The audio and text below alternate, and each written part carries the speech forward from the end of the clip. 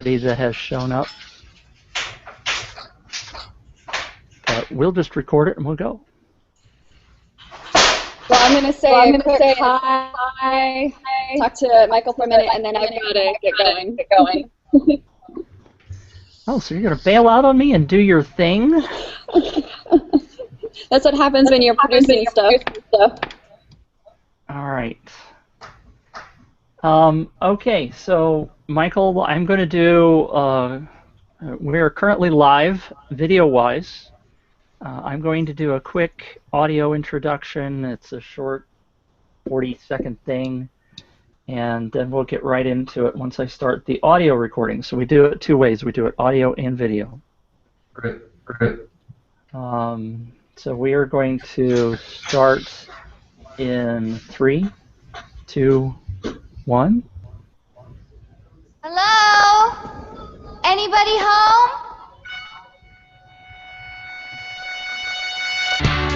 Hey Mitch, love your site and vlog. We just got 2 Canon C300s and have learned so much from you and your guests.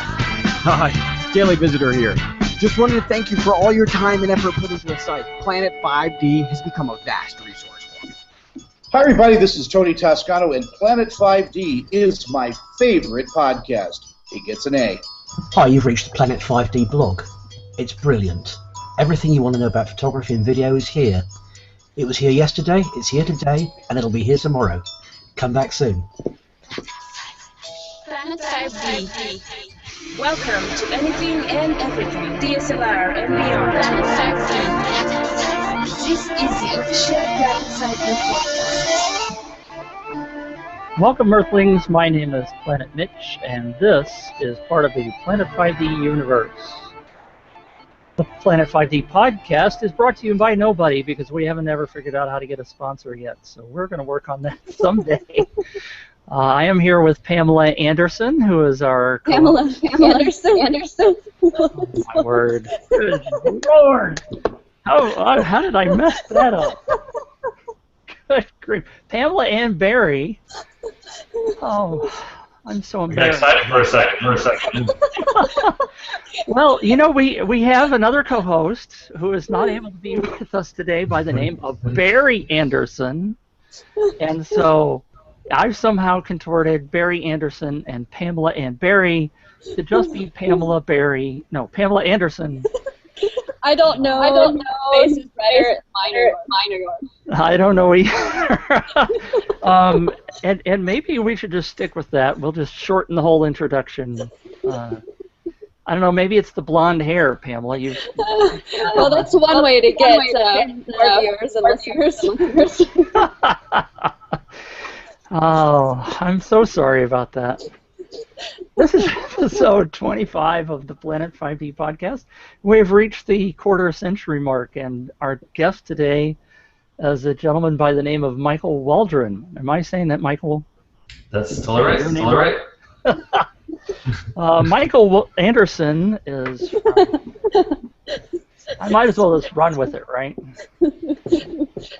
Michael is a gentleman that Pamela met recently at the Motion Conference. So, Pamela, I'm going to surprise you and ask you to tell us a little bit about how you met Michael and what the Motion Conference is, and then we'll get into conversation. And I know you have to leave. I do. We'll talk to you quickly first, and then I guess I'll try to handle this all by myself. Well, I met Michael at Motion. And I was impressed with not only his talent of showing what he was doing, but his passion and his soul for what he does. I guess it's cheesy about it. It was kind of and I liked it. I want to learn what he does. Sorry, I can't echo in my ear, so it's hard to talk. You've got. I'm getting the echo too. Oh, are you getting an echo? Dadgummit. I must have something set up wrong then. I wasn't getting that in the initial setup. I'm getting her echo, and my echo. Or maybe it's the same. Well, it's the same. Shoot. I'm not hearing it, so we're off to a grand start today, aren't we? Michael, I told you in the show notes that this was very informal, but usually it works right. So I'm going to turn off this. Is that better? Let me see. Yeah. Oh my gosh, I can talk. Yes. Hooray! And you guys can hear me? Yes. Yes. Oh, I can. Oh, that was really difficult to try to talk. I was like, huh. Now I can talk a little bit. Motion Conference is a creative conference where a lot of where guests come up and speak, and it's kind of inspirational. It's inspirational to find. Now I got back. It's back. Damn. Yeah. Okay. So the problem is I'm not able to extract the audio from the Google Hangouts. That's what's happening. And so normally when I set up the podcast recording, anyway, long story short, I'll just have to yank the audio off of the YouTube video. So we'll have crappy audio for this. So anyway, I'm sorry, Pamela. Go ahead. All right, my train of thought back on. I know. I'm sorry. I thought I could save it. Motion is a place where speakers go and they talk about stuff that's going to inspire you and get your passion going for what you love to do, whether that's filmmaking, motion, Photoshop, it's basically any creative. And you go there to be inspired. You go there to find what's going to get your passion to grow. And Michael, being one of those speakers, I loved what he said. I loved hearing what he had to inspire the audience with, and so I wanted to bring him on the show so that others can get that genuine and that feelingness that comes from what Michael has to say. That's awesome. Michael, you should be blushing yourself. No, I live up to that. Pamela, are you going to bail out on us now, or are you going to wait a few minutes? I'll wait just a couple minutes. I got to run up to I've got to. So just so the listeners know, where exactly are you, Pamela? I am in Las Vegas for Photoshop World this year. I produce a lot of things every year at Photoshop World, and so this year is no different, and I am producing 4 different shows over the next 3 days here within Photoshop World. Wow. So it's not a Baywatch convention? What? It's not a Baywatch convention? Man, he just flows right with it, doesn't he? I like Michael. I'm so confused now. There is a lot of fake stuff here. Well, it is Vegas, isn't it? Yeah. What happens in Vegas stays in Vegas. True, not with the internet. That's the rumor. Well, so Michael, I looked at your bio. Obviously, I've never met you before, so I'm going to maybe struggle a little bit with this. But you have got quite a biography, which I did not end up reading at the beginning. But you, in your bio, you said you fell in love with design when you saw your first skateboard deck. That must have been a long time ago. It was a long time ago. It was, I think that was like mid-'80s. I started skateboarding at a very young age, and to me, like, not only was skateboarding something that kind of let me express myself, it was also just the designs of every deck you would see out there. So, the personality of picking the deck that was the right sort of fit for your style of riding, but also what sort of visually would kind of, speak to other people. And at that time as well, we would also, back in the days, we would take paint pens and we would draw on top of the grip tape. And so, right away, as you came up to, to ride with somebody, they could see right on top of your board, like, the personality you brought to that deck, which was really always kind of fun to sort of see, different people. And in the skateboarding world, there was always, a ton of artists that were involved. So it was really, kind of a fun time when you weren't able to be out riding. You'd be at home just drawing on your deck and sketching things, which was really fun. So do you consider yourself mainly a graphics designer or a motion graphics guy, I guess I should say? Yeah, I think nowadays I'd say motion graphics. I mean, I went to school for graphic design, and back in the the early '90s, there really wasn't a motion graphics field, But I sort of grew up watching a lot of TV, and was always interested in like title designs for movies, and I was also interested in movies as well. But I really just never understood how a movie would be made, so I never really got into that. So through time in school and working in television, I really fell in love with motion design. Started loving the idea of telling stories through the idea of movement, and not just doing it in one single image. Well, I can tell you in growing up, because I think I'm probably older than you,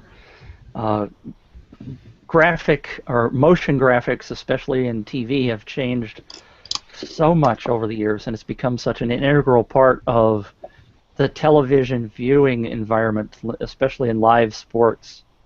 I remember in the old days when they used to have these, rolling scores that showed up on the bottom of football games and stuff like that. So it's come a long way since the old days. All right, I'm going to take off. Sorry. Bye, Pamela. Sorry, Michael. I really, really wanted to be here this whole time. I really did. That's okay. You've heard it all before. Yes, and I'm excited for others and to hear what you have to say and be inspired by you. So thank you for being on here. No problem. Thanks for having me. Pamela, for grabbing Michael. It's been a pleasure. And enjoy your new last name, by the way. Bye. Thanks. That was quite the faux pas, wasn't it, Pamela Anderson? Too good. Sweet doggies. So you started out in TV. I see CBS News affiliates and stuff like that in your bio. Yeah. And I see also a lot of Emmys behind you. So for those of you who are not watching live or not watching the YouTube replay, Michael's got about, 600 Emmys sitting behind him. They're mostly Promax PDA, which is sort of our Emmys in terms of the motion graphics world. But I do have a couple. Had a company for a while, and we were lucky enough to win a handful through the years. So there's a couple. Well, that company was called Nail Gun, or Nail Gun Star. Every time I've seen it, it has an asterisk at the end. So what's that all about? Well, it was initially when we first launched the company, we sort of made this logo, and the asterisk sort of tied into the tagline of the company, building brands through motion. So it just sort of kind of stuck with us and kind of gave it something. I mean, we have like a name like Nail Gun. It's a word that everybody uses every day. Actually, the first week we got started, somebody called us and was like, do you guys accept credit cards? And we're like, excuse me? They're like, yeah, because we're gonna buy it. We want to buy a nail gun, and we want to see if you can accept credit cards. It was like so bizarre. That's why I was joking with us. So I think visually it gave something to the name that wasn't just a single name that we all sort of know. So. Does nail gun have some reference to motion design that I don't know? No, it was just really my business partner, Eric Vanderwilden. When we started the company, we just sort of tried to think of a name for the company, and we had to put different names. And we just had this idea of sort of building brands through motion, and started thinking of metaphors for that. And him and I both do a lot of sort of woodwork on the side, and so we had that sort of connection with nail guns, and it seemed like a good name, had like a little bit of aggressive nature to it, and it was all about movement and power and all that kind of thing. So we sort of rolled with it, and it kind of worked. What's it like starting your own motion design firm? Is it something that was easy at the time because there weren't many people doing it, or did it become hard? I think it was hard, and it was hard and easy. I mean, it was easy in the sense that him and I could start a business in my apartment, and within the span of a week, we could literally be a company.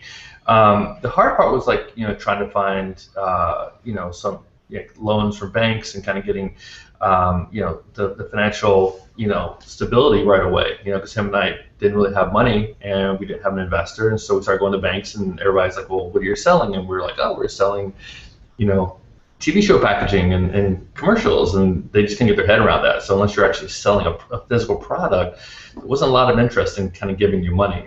So we just kind of put together our own cash, and started the company, and We're lucky enough to right out of the box land a couple jobs, and Nickelodeon, and then we had a really good ad rep who got us in with an agency, and we started doing these like Lowe's home improvement spots, and so all of a sudden within 3 or 4 months we were really in good shape financially, which was great. We're sort of lucky that way. But it was also too, I think, how we marketed the company initially. We came from a place where they kind of did everything, and at that time in 2003, clients wanted to know specifically what you did, and so it was motion graphics. Eric was an editor as well.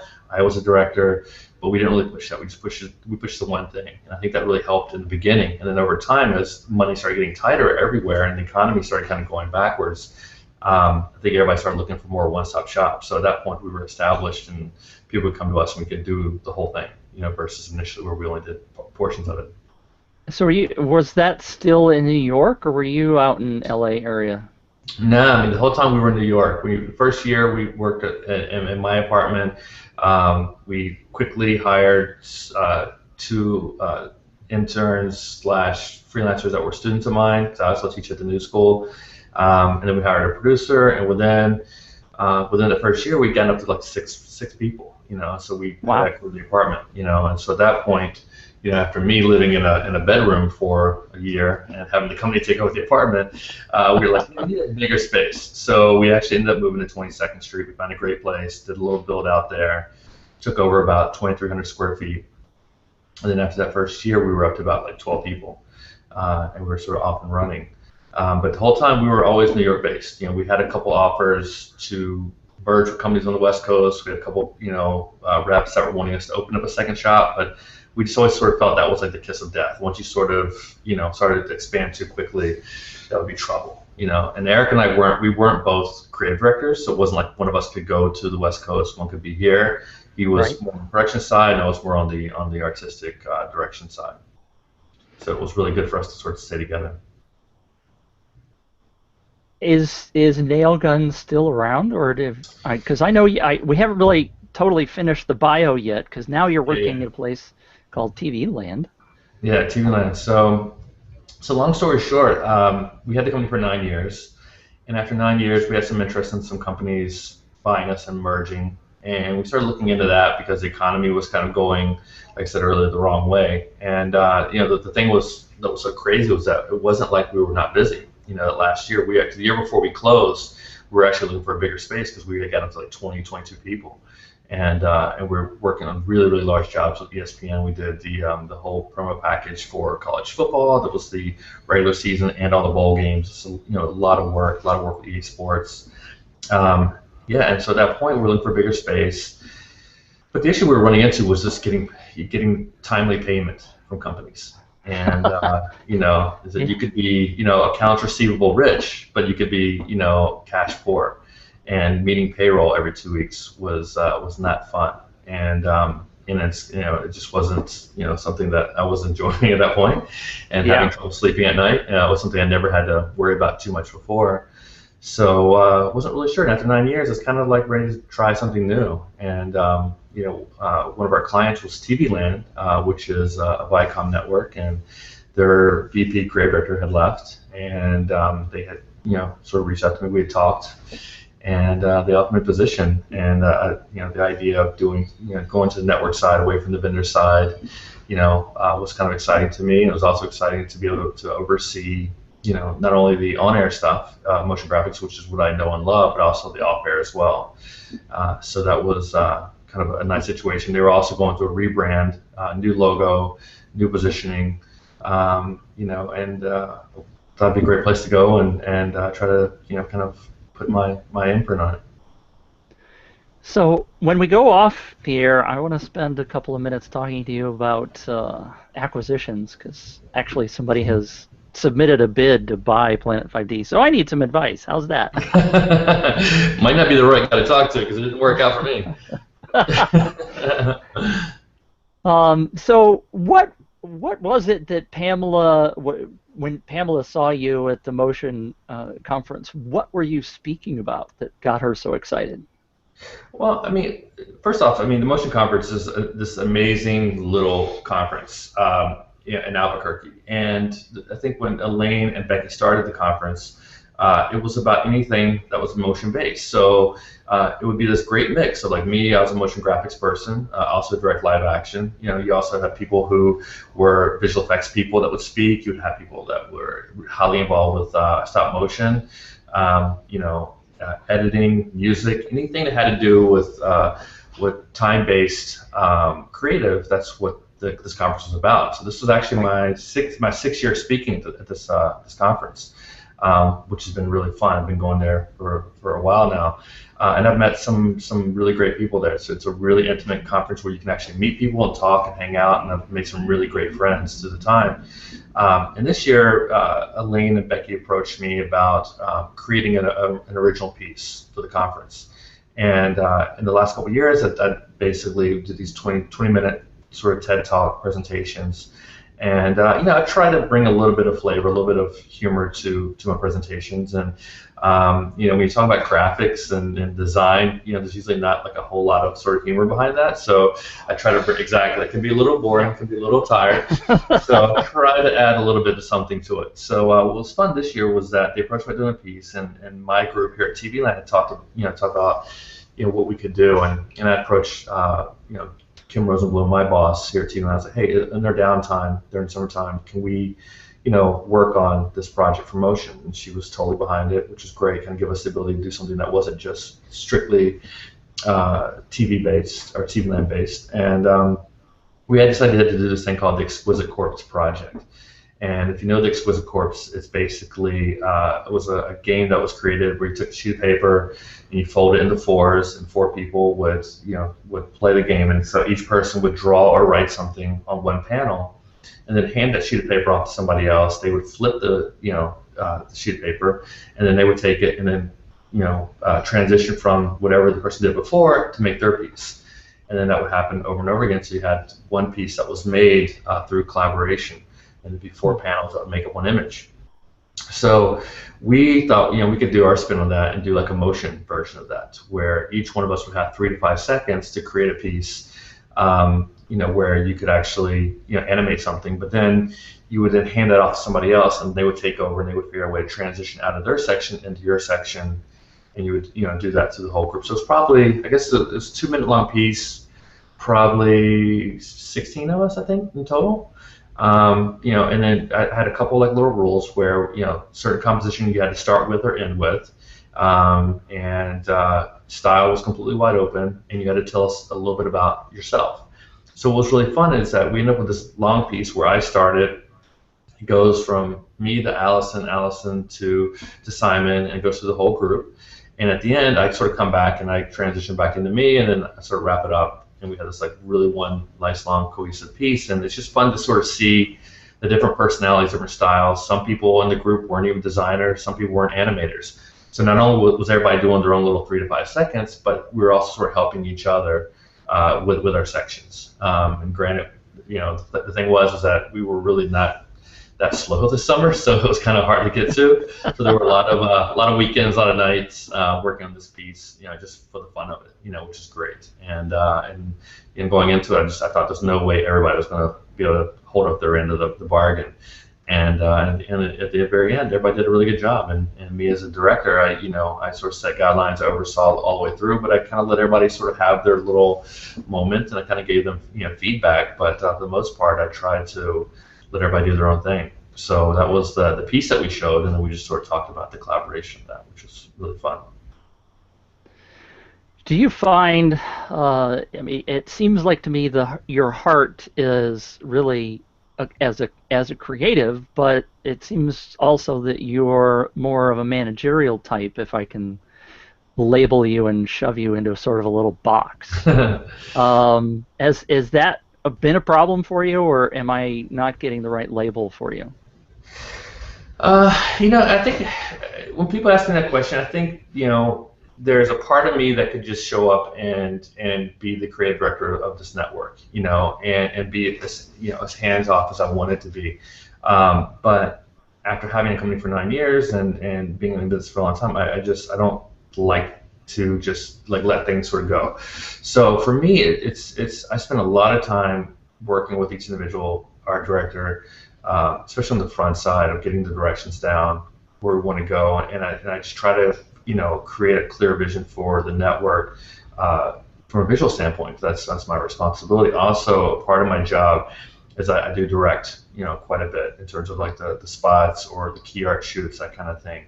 So I spend a lot of time in LA as well. I'm usually there 1 week out of the month, sometimes more, for different shoots, different promos that we're working on. So for me, it's sort of twofold. Is that one, I have to make sure my direction is clear to the group about what's going on, and I try to stay as involved as possible. But and when I'm not here, I need to sort of know that people have a certain level of maturity and talent that they can sort of keep going, and without having to worry about contacting me every single moment for every single little detail. So, but doing things like teaching at the new school or this motion piece kind of lets me also sort of feed that creativity that's always sort of been there for me. So I don't just end up being a manager, because that would totally that would drive me crazy.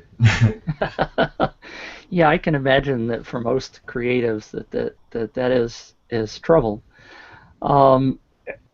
Most of our audience is folks who are doing filmmaking with DSLRs or Canon C100s and stuff like that. So, we've kind of stretched and we love talking to different kinds of creatives, which is why Pamela's brought you on.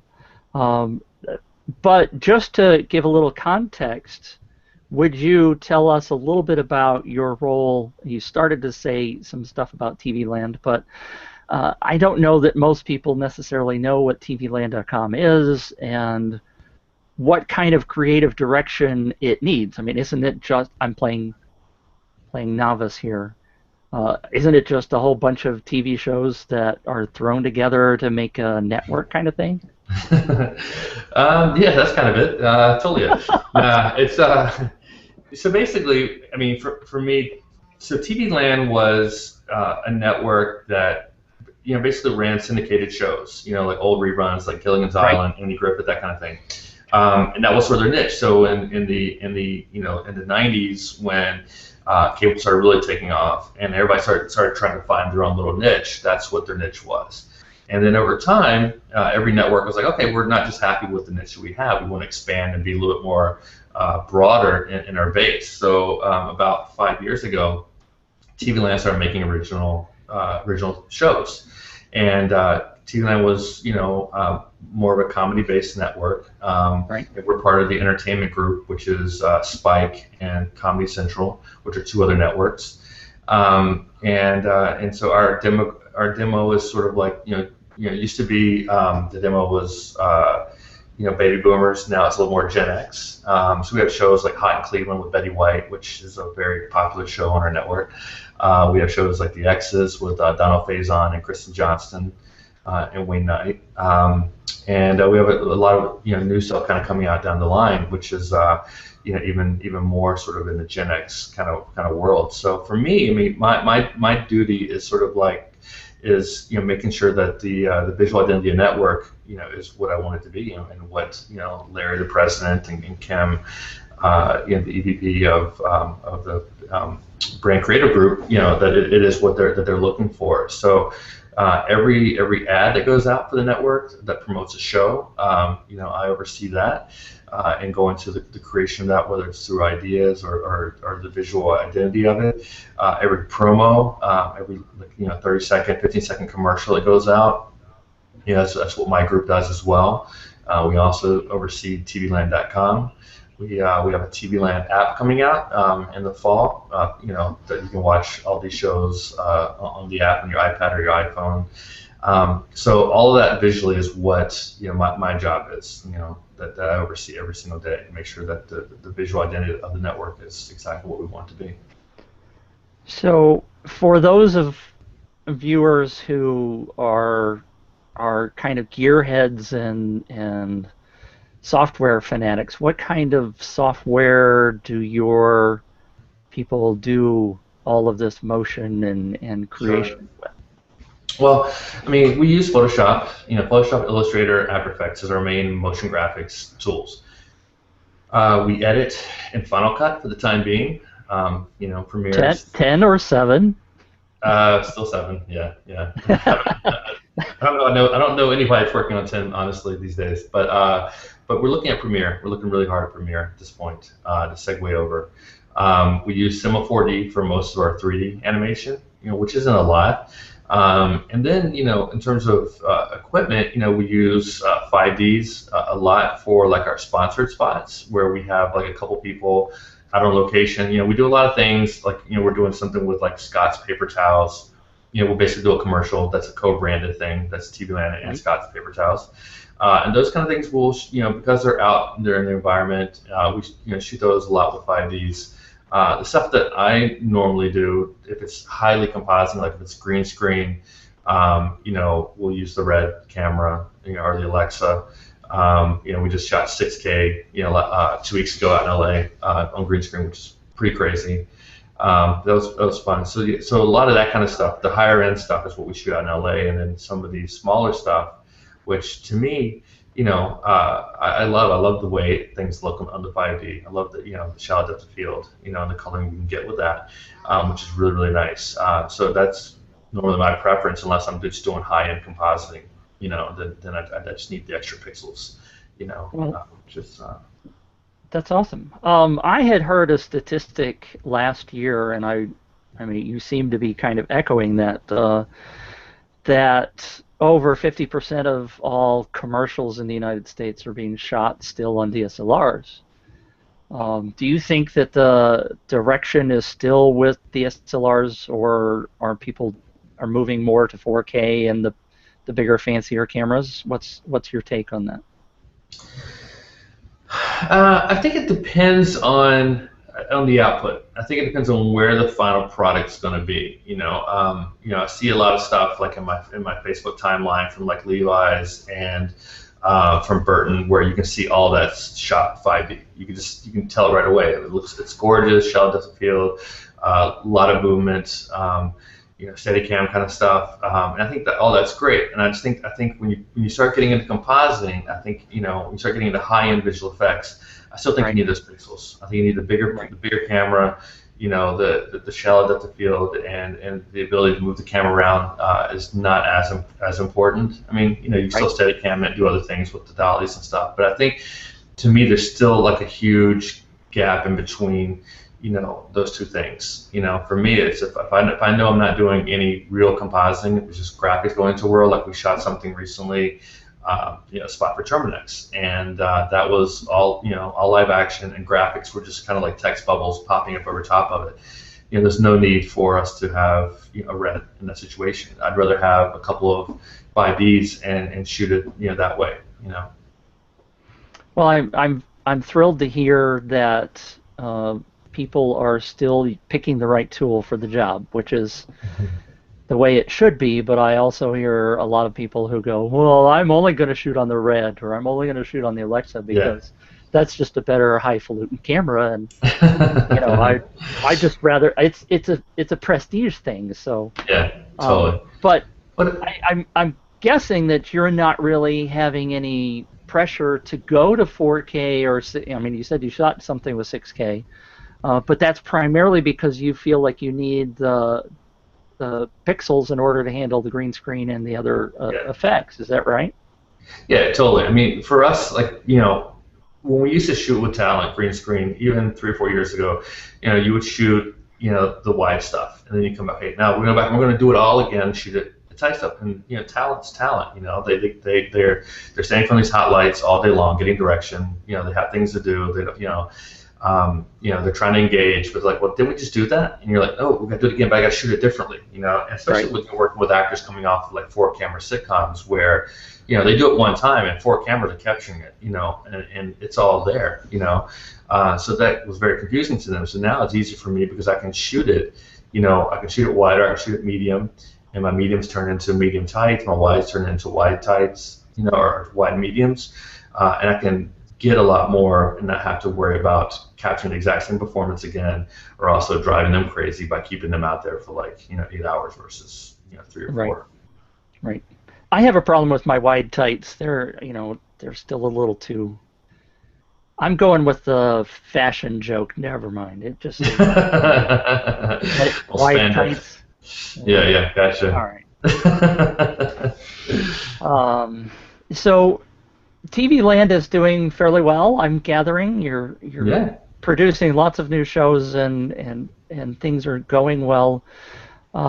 What's your take on the environment for I shouldn't say dramas, or I'm not thinking of the right words because I'm not in your business, but I'm getting really out there in terms of where my brain's going. So a lot of reality TV has become very popular, but sitcoms and produced television is still also.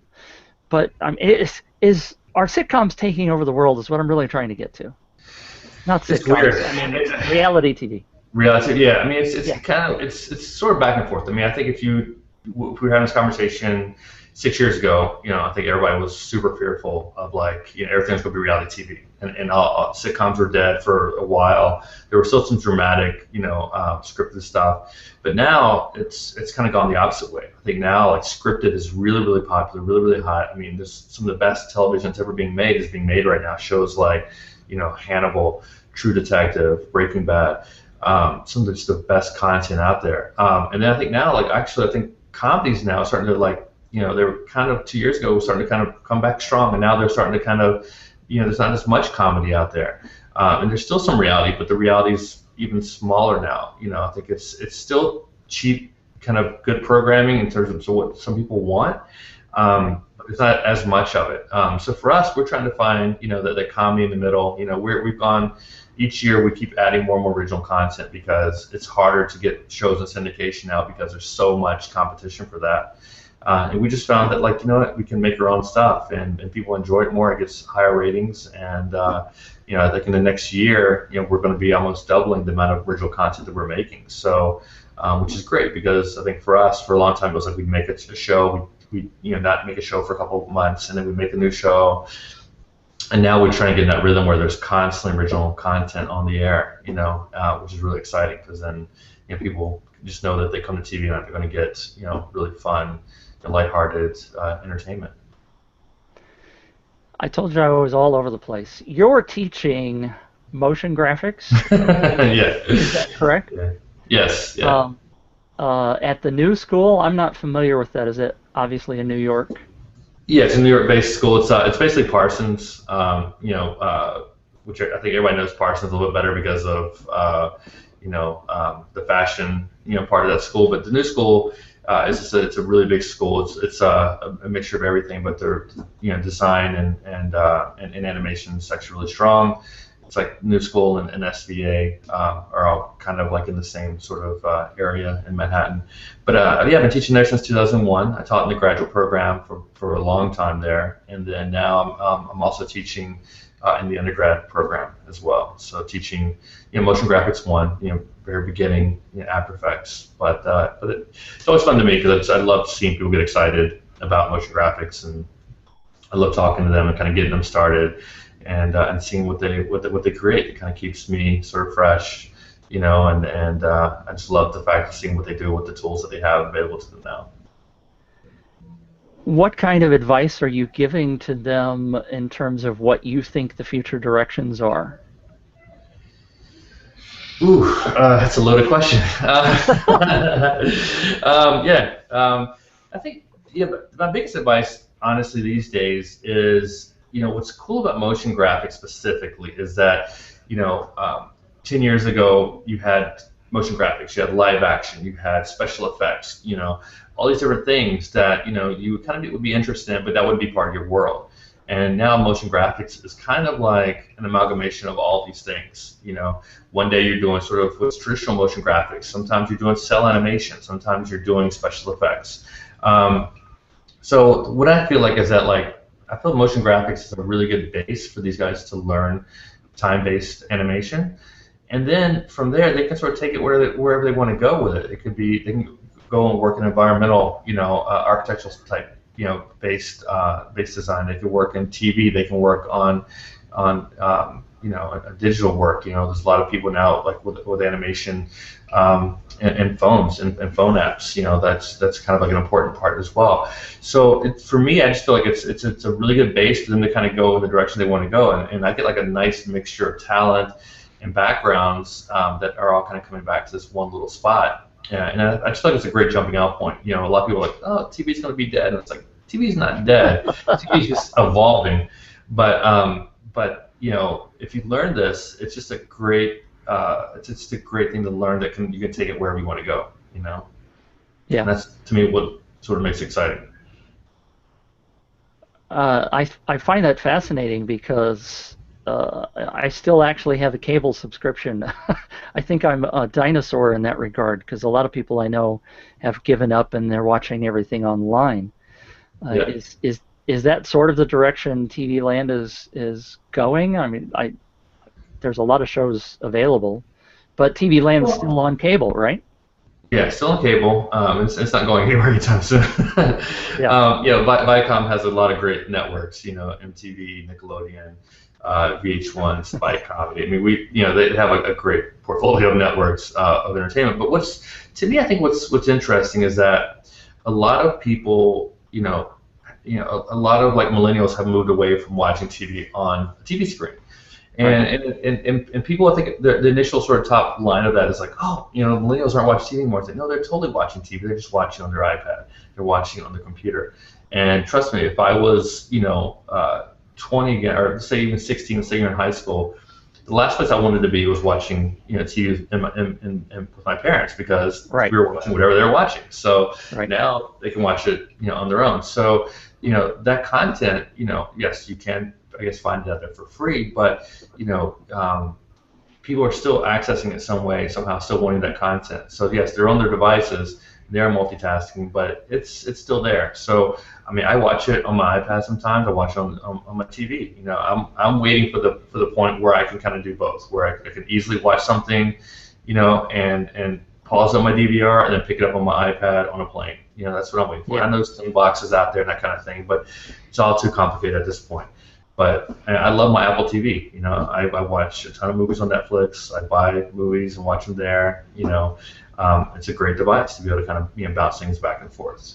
So at some point, hopefully, that becomes even more seamless, and it becomes less about TV and devices. And it becomes more of like an overall hub, which I think Apple's been trying to do for a long time, obviously. Right. You haven't mentioned Android yet. Are you guys doing an Android app as well as the iPhone app? Yeah, it's definitely in there. It's definitely in there. It's I think we just have to get the iPhone and the iPad out first, and Android's going to roll out pretty quickly after that, for sure. I'm mostly speaking to iOS because that's what I'm used to, and that's what I'm Yeah. Well, I mean, the statistics show that that's what most people are actually watching or using. Most Android devices just happen to be a smartphone, and that's all it's ever used for. So, yeah, I'm finding that the trend in my family seems to be more towards waiting until the end of the season or when a season shows up on Netflix or wherever, so they can watch the whole episodic thing all in one mass sit down or a couple of days, whatever. Is that trend still is it just our family or is that everybody? No, I think a lot of people are definitely binge watching. I think there's different definitions of binge watching, which is sitting at home on a Saturday and not getting off the couch till Sunday night, or binge watching can be like knock out a couple episodes every night, and catch up. Yeah, I think that happens a lot. And I think people have gotten very savvy to the way television works. Like certain networks will cancel a show after 3 episodes if the ratings aren't there. And so, because to me there's so much great content out there, like I don't want to invest my time into something that's going to go away without being completed.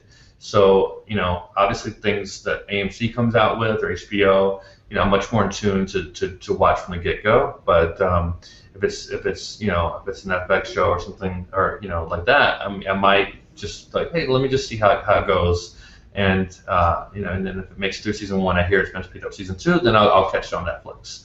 So I think people are just being very smart about their time and trying to figure out what's the best way to consume this stuff without wasting their time or getting caught up in something. Well, that's obviously a catch-22 for you people who are creating the shows, right? Yeah, totally. And how do you? Go ahead. I said I think for us it's a little bit different because our entertainment, our shows are sort of lighter fare, where people will come in, they'll sample and kind of come and go. So for us in like comedy, I think, it's not so much like that. Nobody's going to go, oh, let me sit around and wait for the whole season of the X's to come out so I can just knock it all out at one time. Maybe someday it will be that, it will be like Orange is the Black. But right now, I think it's people just sort of kind of catch it as they go along. And plus, with our demo being a little bit older and being a little more in the Gen X realm, people, I think there's still a group of the people who still watch, TV the way they've always watched it, catching it every week on the DVR. But I think long term, and I think people really are viewing in a much different way. And I think that's one of the reasons why we're coming out with the phone and the iPad app. To kind of just make sure that we're kind of in that same realm and kind of let them have the entertainment the way they want it, but at the same time still making sure that that the advertisers are getting their money as well, money's worth. Right. Oh, you have to make money? Yeah, no, exactly. I know. Trust me. I think looking at how the music business changed, in the last 15 years, it's a scary thought. And I'm just gonna say, obviously TV costs a little bit more money to make that than music does. Not say it's not easier. It's just more expensive. So it's a little bit scary proposition. So we've been at it almost an hour, which is hard to believe. Oh wow. Time goes when you're having fun, doesn't it? Totally. Let's suppose that you're talking to the high school kids that are out there. What one or two pieces of advice would you give them if they have some interest in motion graphics? How would they start their career? What should they do? What advice would you give them? Yeah, probably advice that they already know, but the advice I'd give them is just to use the internet as a great tool, because even for me, I think everybody's accessible, whether it's through Twitter, whether it's through your websites, Vimeo, Tumblr, wherever. Look around and see what's out there, and do your research. Go to Motionographer, see who's doing the most interesting work. Reach out to those companies, because no matter what, companies are always looking for the best talent. And whether it's expensive or whether it's cheaper talent, they're just looking for good talent. So there's tons of opportunities out there, even though the business has changed dramatically. And just don't be shy. Reach out and ask people questions. Whether it's on Twitter or whether it's on Facebook if you're friends with them. It's just amazing to me, like how all of us who are out there in this business are so accessible. And some people take advantage of it, some people don't. And to me nowadays, because of the way the business is changing, there's only so many jobs out there. So right. You want to make sure that you're out there, you're fighting to get your spot in this business. That's what you want to do, whether it's in this business or whether it's on Wall Street. There's only so many spots available. So you have to, reach out. You have to, figure out ways to get contact with people. So conferences are great, but conferences cost a lot of money as well. So there's a lot of ways to sort of, to find places that you could possibly be working, or people who inspire you, and reach out and talk to those people, because most people will be more willing to talk and give you advice. So, I can only give you so much advice, but there's, thousands of people out there that can give you even more advice. So reach out and, engage those people. Don't be shy. I will back you up on that, because that's really sort of how Planet 5D started. I think that's awesome advice, and there are so many opportunities out there now that weren't available when I was a kid, obviously 600 years ago. So I appreciate you taking a little bit of time to give us some advice. Hopefully the young people that are watching will heed that and get out there and get busy. I do have a lot of people that come to me and they say, well, similar things, and ask for advice, and they're sitting at home sort of waiting for something to happen. And I'm like, you can't do that. You got to get active. You got to the kids that I've seen that have gone and gotten active and gone to either conventions or just come to people like you and say, look, I'm looking for some help. I've got one guy that's in Germany that I know. He has been in New York and doing all sorts of different things because he knew he needed to get busy and do that. So I really appreciate that advice. Yeah, just keep making stuff. No matter if you're in 7th grade or you're 40 years old, just keep making stuff and keep making stuff. You're going to get better. It might be incrementally, it might be by a lot, but if you make stuff, it's going to put you out there and it's going to make those doors open for you. Yes. Well, thank you, Michael Anderson, so much for being with us today. I'm waiting for it. You're slow there, Michael. You're slow.